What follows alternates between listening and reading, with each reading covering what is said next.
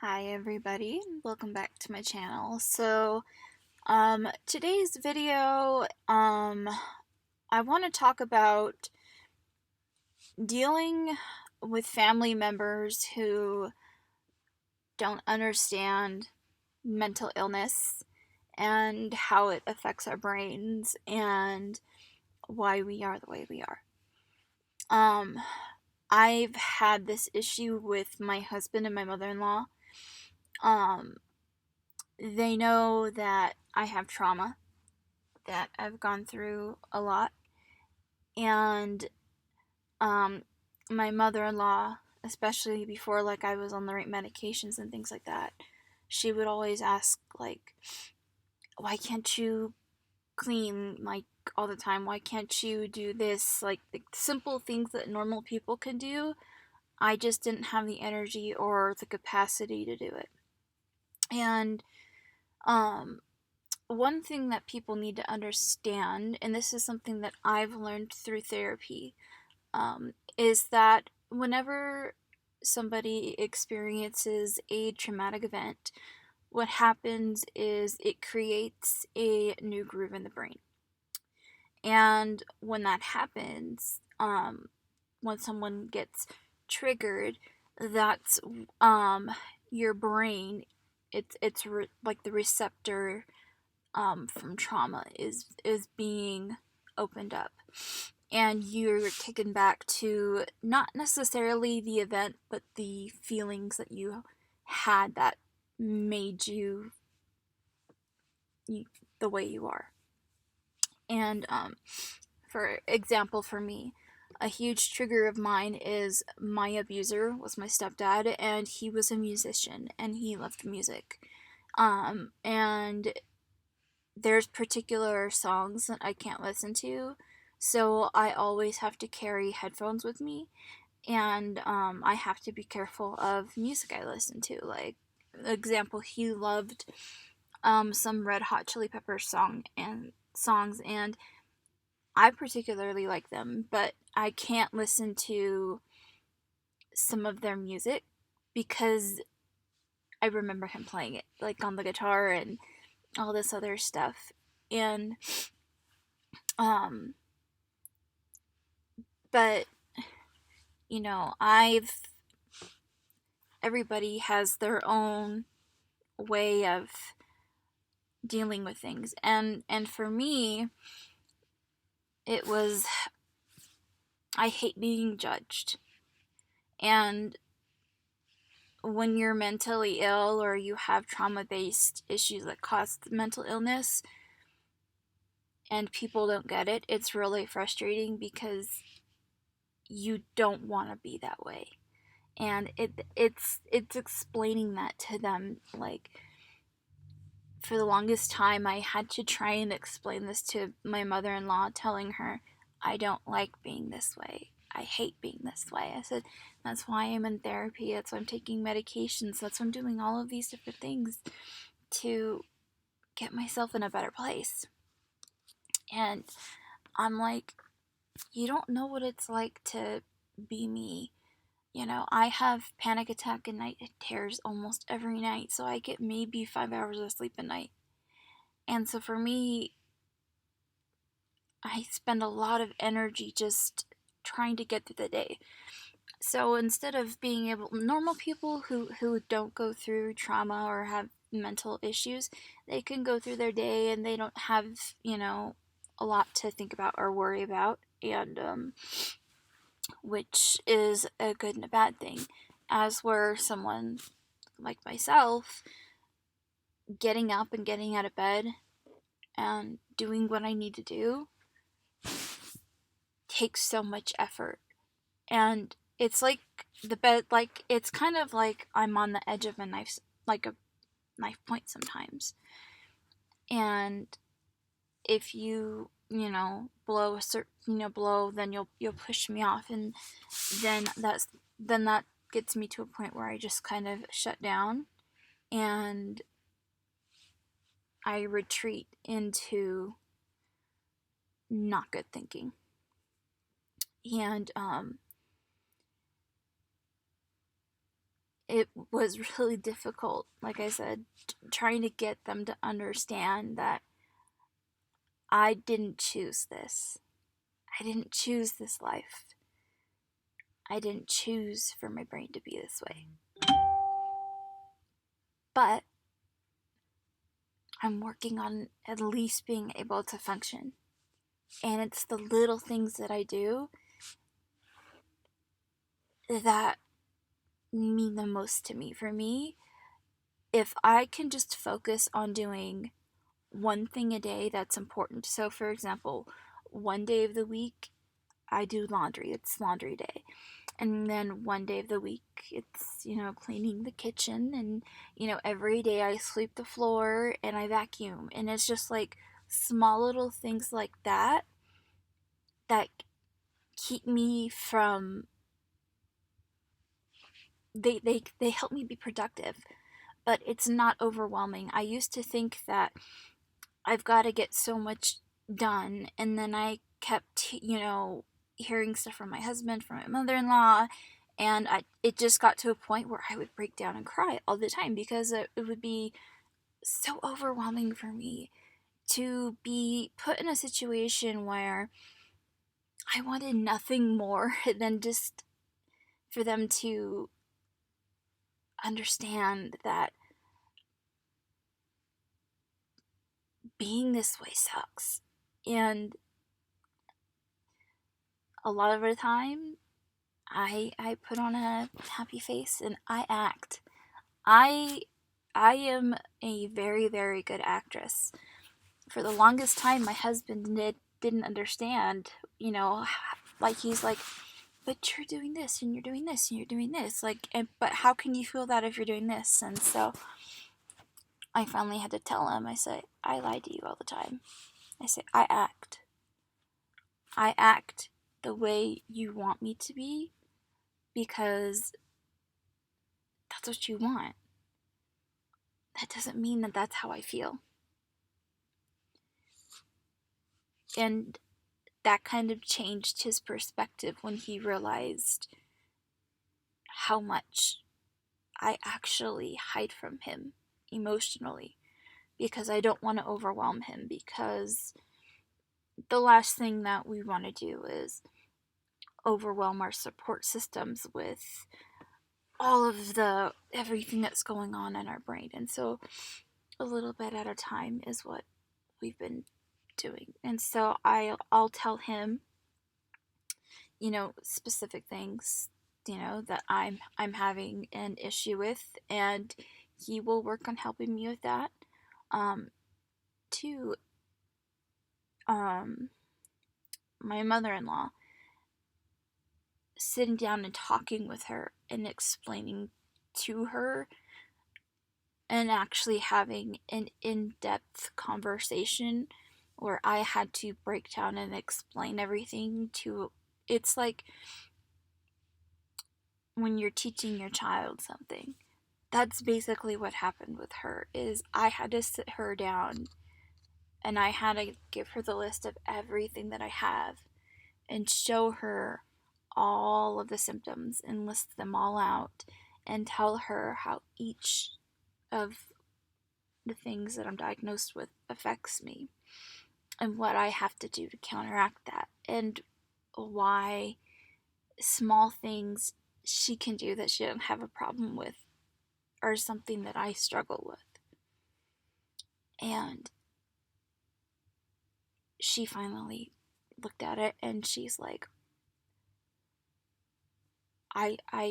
she felt bad. She actually started crying. She's like, I never realized how in depth everything goes. And I said, yeah, that's the thing. A lot of people don't. And two, you also have to feel comfortable going to whoever it is, talking about what's going on in your brain and how you're dealing with how it's making you feel. It's not an easy thing to do, especially if you only have one or two people, or sometimes you don't have anybody. They're just people online. And that's why I've always had my rule of one. I will always be that person who will be there for anybody. I don't care what you're going through. I will be here for you. I will love you. I will never judge you. And I will be a safe space for you to open up and talk about what's going on, because when you hold it in, it makes the depression worse. It makes your anxiety worse. Everything gets exacerbated. And so it's like you don't want to do that. You don't want to internalize everything. You know, sometimes I get to a point where I'm like, I need a minute to myself. And I'll go sit down in another room and I'll cry. Like at the end of the night. Or I'll get a pillow and I'll scream into a pillow. And like, for me, sometimes that's what I have to do to get through get through the day. And there's nothing wrong with that. It doesn't show that I'm weak. I'm dealing with it. And one of the other things too is they don't understand that processing emotion, we process it differently than normal people. And we tend to overthink things, or think of things that, like, I'm trying to think of an example.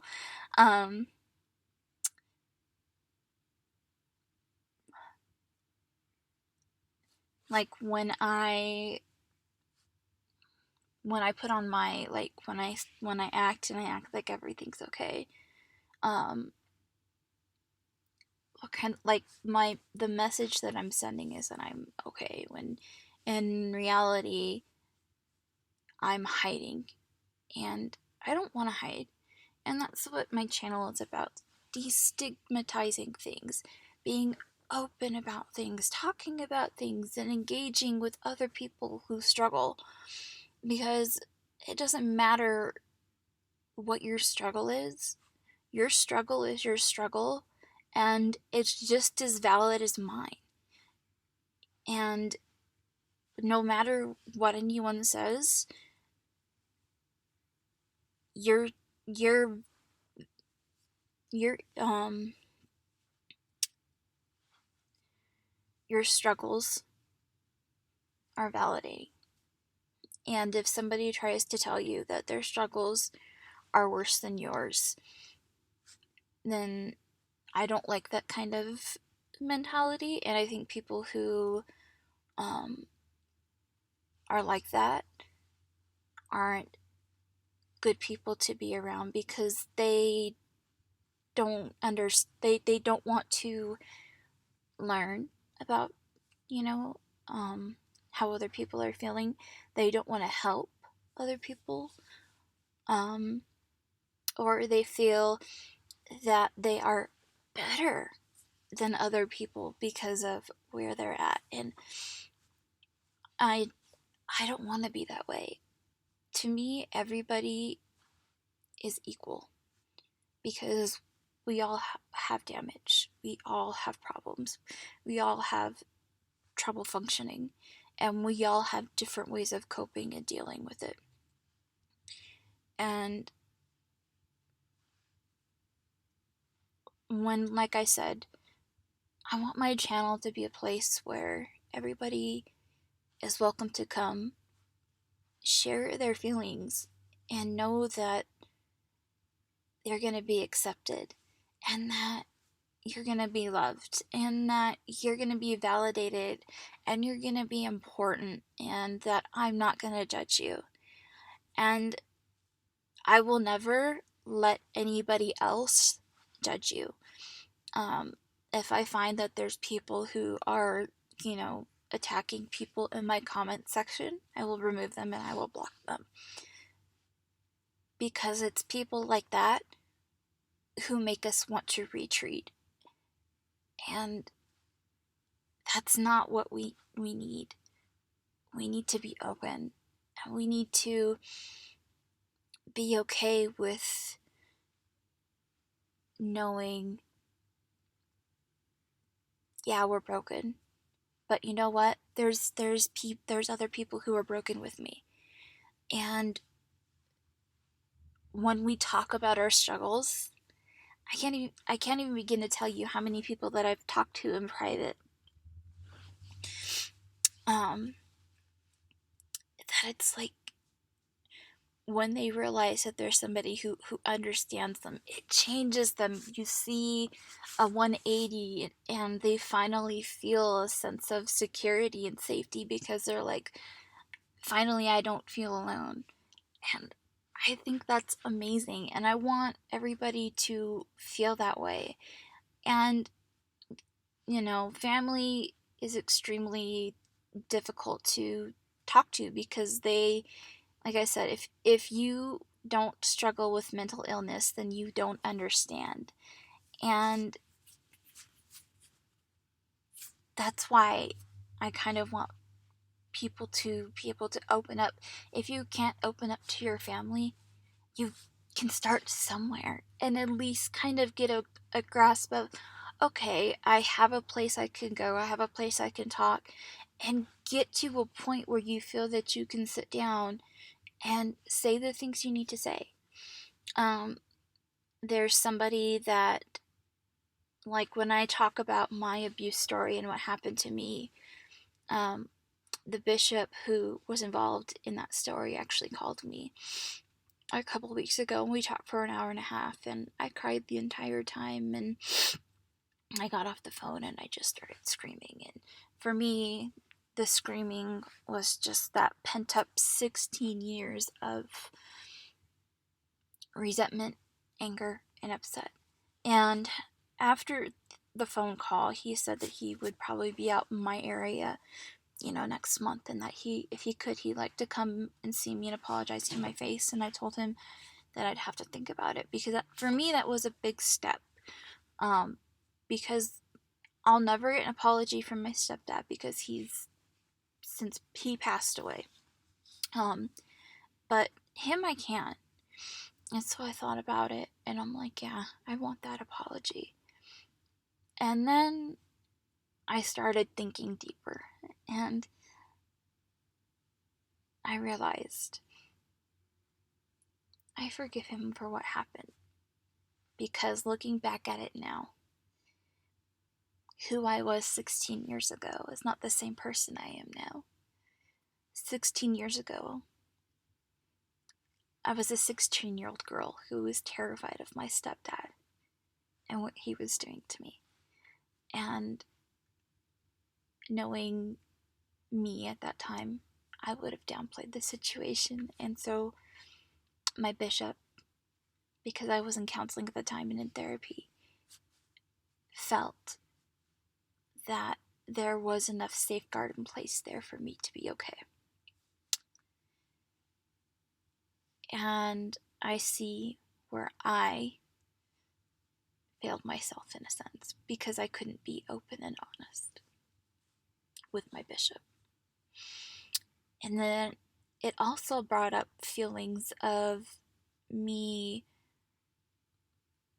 now that he knew exactly what happened, how I felt, everything that I'm going through, what's happened to me in my life, and how my life has been forever changed because of what's happened to me. I actually felt really bad. And that's the empathic part of me, even though I was wronged, even though things should have been done differently. Hurt people hurt people. My bishop was going through some things at the time that I didn't find out until later. I was going through what I was going through. And, my stepdad, it was generational abuse. His dad abused him, and so the cycle continued. And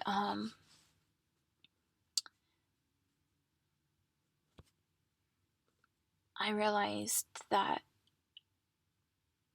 yeah, the anger that I had, it's now a place that's filled with sorrow. And it's now a place that's filled with sorrow, and that's because when I think about what happened and him finally understanding and realizing how bad things were,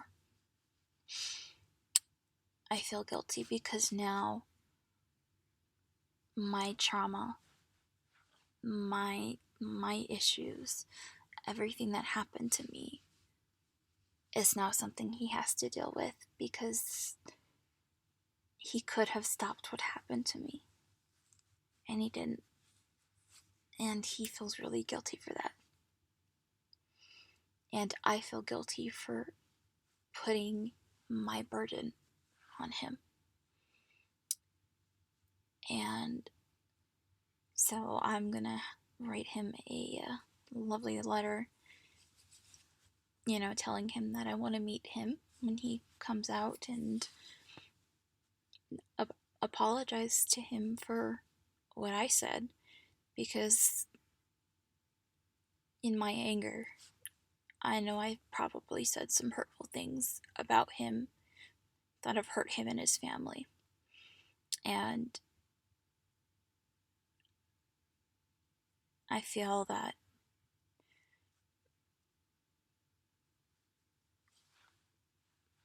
even though that I have all my issues, like I'm not perfect. And that's the thing, is nobody's perfect. We, even with all of our issues, we're still not perfect. And so, but we can always work on being better, right? So we can always look at something and say, what's one thing I can do during my day that will start manifesting positive changes? And for me, one of the things that I've been doing that's helped me a lot is during the day, or not during the day, at the end of the day, when I'm going to bed, I will sit and I would think I have a journal, and each day I will write down one thing that I'm grateful for, or that I'm thankful for, or something good that happened to me during that day, reminding me that even in this chaotic world and mess that's going on in my life, there's still good things that are there that I don't want to miss, that I want to enjoy. And my hope is that I can continue to put out content that helps people feel comfortable opening up about their stories, even if it's talking to me in private or sharing your stories in the comment section, because you never know who will need to hear what you have to say. Everybody can learn something from other people. There's been so much that I've learned from other people who are going through the same struggles that I am. We may have different mental illnesses and all of that, but the common thing is we still struggle. But because of our struggle, the bonds of friendship we have are amazing, because when I'm having a bad day or they're having a bad day, they can pull out their phone and they message me and we talk through it. Or I'll just be a support, or they'll be a support, and it is the best feeling in the world to know that there's other people out there who won't judge you, who will love you. And I promise you that those people you'll see here on my channel, and they are amazing, and they are welcoming, and they're some of the most wonderful people you'll ever meet in your life. And I hope that my story and me being open about my issues is a gateway for you to finally feel like you have a safe space to start opening up to others who won't judge you, who will love you, just like me. And the person that you see right now, this is how I am in real life. If I was to sit with you in my car and have a conversation, this is how it would go. I don't believe in being two-faced. It doesn't do you any good. Be true to yourself. Be true to who you are. And because of my struggles, I've learned to be compassionate. And because I was judged, I don't judge. I try my best not to judge other people. I'm guilty of it sometimes when I talk about what happened to me. But when people come to me and talk about their issues, I don't want them to feel judged. I want them to feel loved. Because nobody has to go through any of what any type of trauma, mental illness, anything. No one has to go through that alone. I'll be here for you. You'll find people on my channel who will be here for you. And, please know you are loved. You are important. You matter. Your life matters. You are valuable. Even if you don't see it, other people do. I do. And I hope that you have a wonderful rest of your day, morning, evening, whenever you watch this. And my DMs are always open. If you'd like to speak to me in private, I have my Twitter link. Or you can leave a comment and we can have a discussion there. I welcome differing opinions as long as they aren't cruel or mocking or bullying. And if that's the case, then I'll delete your comment. But if it's something that you want to question or something like that, then I welcome it, because I like to educate people on, what I've learned. And there's other people who have gone through other things that can educate you on what they've learned. And it's really a big learning circle that we have. And it's really freaking awesome. And so, anyways, you guys, I love you all so much. And I hope that you guys remember that I will always be here for you, and that you will always have one person. And you've got this. 5 minutes at a time, 1 minute at a time. You can do it. You've got it. Anyways, I will see you guys in the next video, and you've got it. Just a little bit at a time.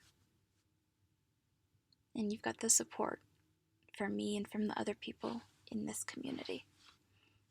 And I will talk to you guys later.